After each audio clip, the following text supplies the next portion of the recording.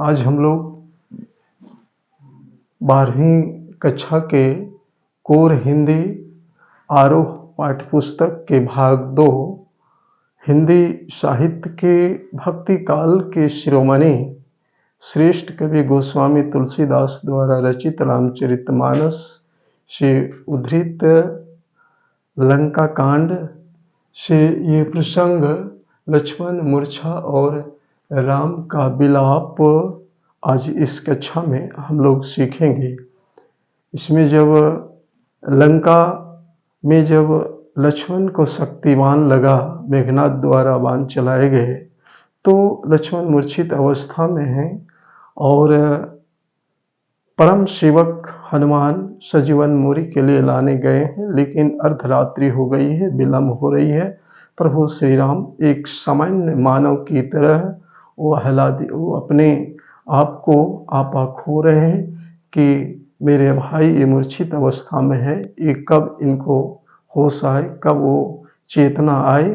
तो आइए देखते हैं उनके विलाप एक सामान्य मानव की तरह किस प्रकार से गोस्वामी तुलसीदास ने वर्णित किया है इस पद में।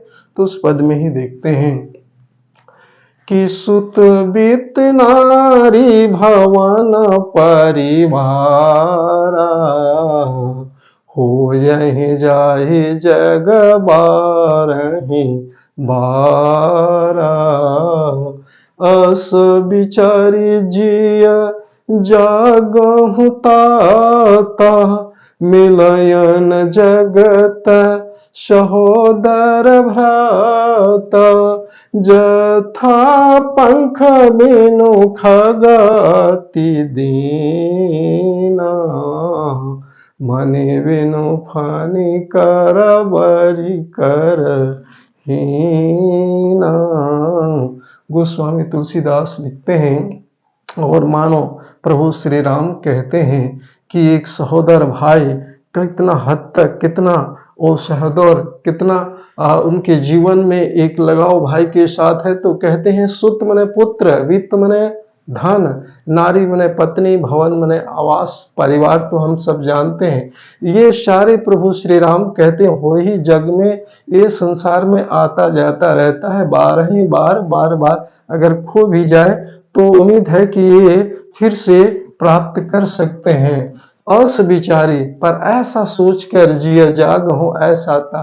कहते मिला ही न जगत इस संसार में, सहोदर भाई भ्राता दोबारा नहीं मिलता है। धन दौलत खो जाने पर, गुम हो जाने पर मिल सकता है, पर सहोदर भाई अगर खो जाए तो दोबारा नहीं मिलता। इस प्रसंग में कहने का गोस्वामी तुलसीदास का ही है और प्रभु श्री राम कहते हैं। आइए देखते हैं आगे। जथा पंख बिनु खगति दीना, मनि बिनु फानि करि बर करहीना।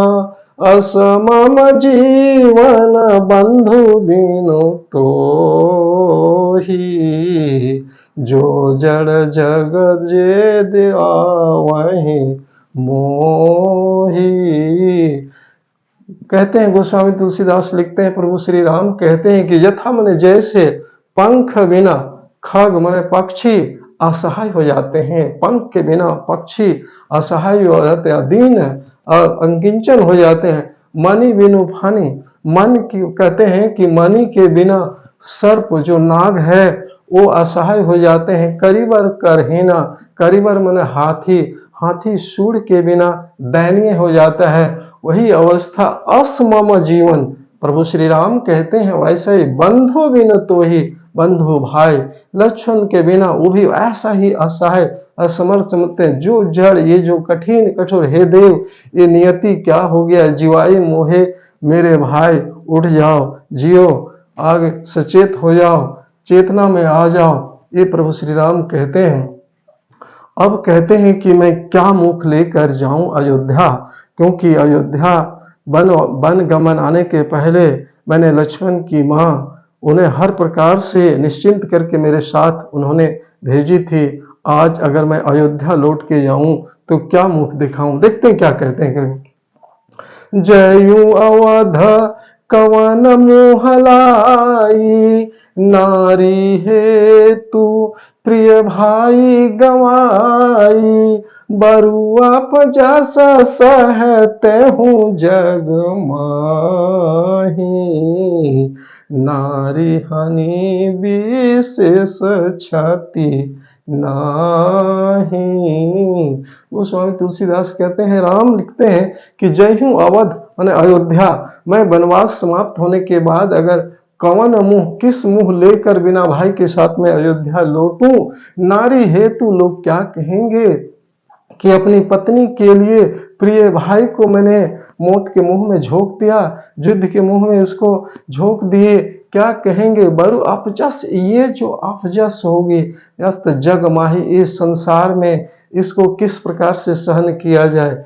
नारी हानि विशेष, अगर पत्नी मेरी अगर मेरे नजर से नहीं थी, गुम हुई थी, तो ये विशेष क्षति नहीं जितना एक सहोदर भाई जो क्षति हुई, हालांकि नारी की भी महत्ता है, पर क्षति माने नुकसान, कहते हैं कि उससे भी ज्यादा तो भाई का जो विछड़न उन्हें खल रहा है। देखते हैं, अब अपलो कुसोकु सूत तोरा, सह्यु निठुर कठोर उर मोरा, निज जननी के कुमारा, तात तसु तुम प्राणया धारा।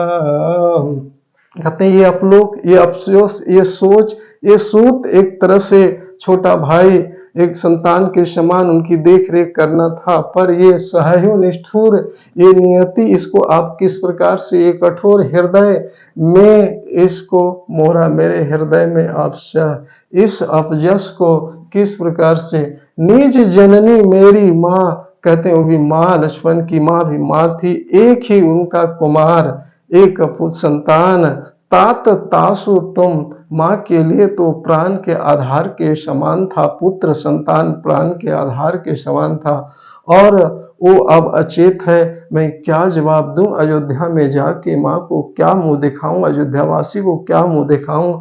ये बड़ा चिंता में प्रभु श्री राम एक सामान्य मानव की तरह अपने आप को पाते हैं, देखते हैं।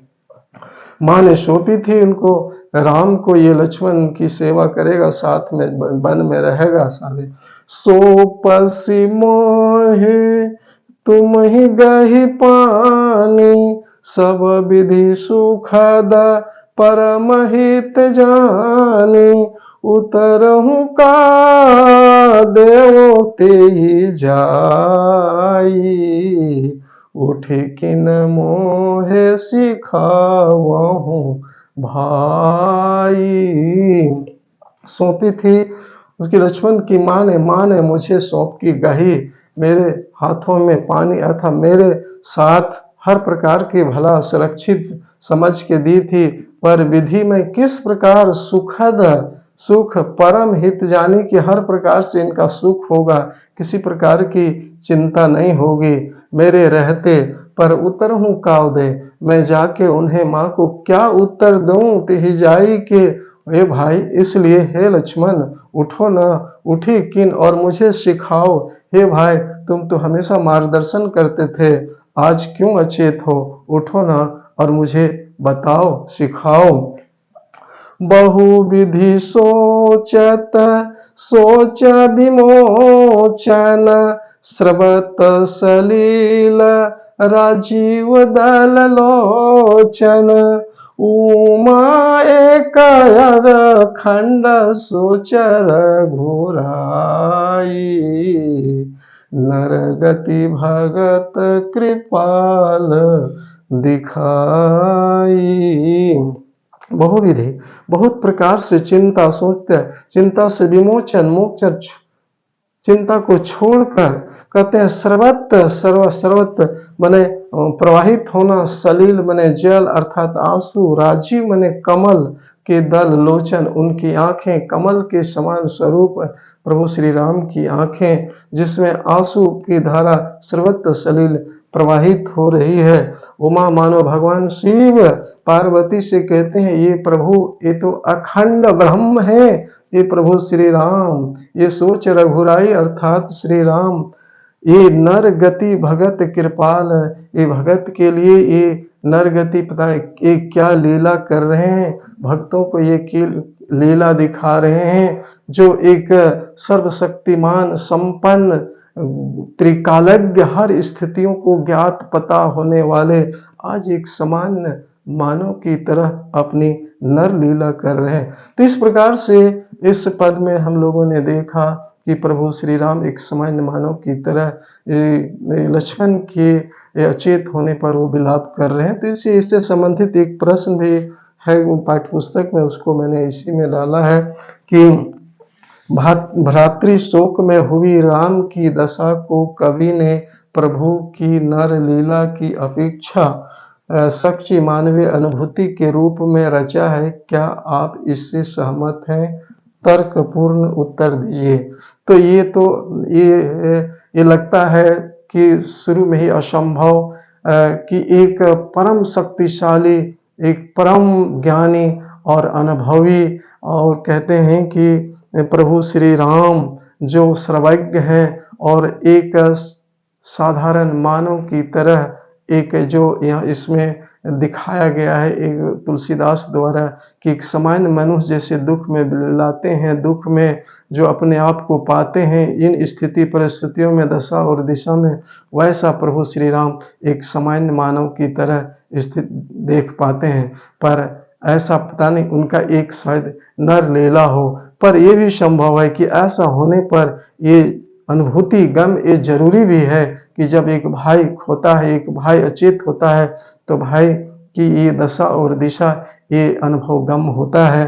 तो इसमें वही स्थिति राम के साथ, जबकि हम लोग जानते हैं कि राम परम शक्तिशाली और परम ज्ञानी है, वो पता नहीं वो नर लीला कर रहे हैं, इसलिए असंभव भी है कि ये शायद असमर्थ हो सकते हैं कि ये प्रभु नर लीला कर रहे हैं। पर वो भी जरूरी है कि एक भाई के खोने पर जो स्थिति है उसके अनुसार। तो इससे संबंधित कोई अगर शब्द में कठिनाई हो तो उसके लिए सहायता के लिए हम शब्दार्थ भी हैं, तो आप इसको देख सकते हैं और लाभ ले सकते हैं।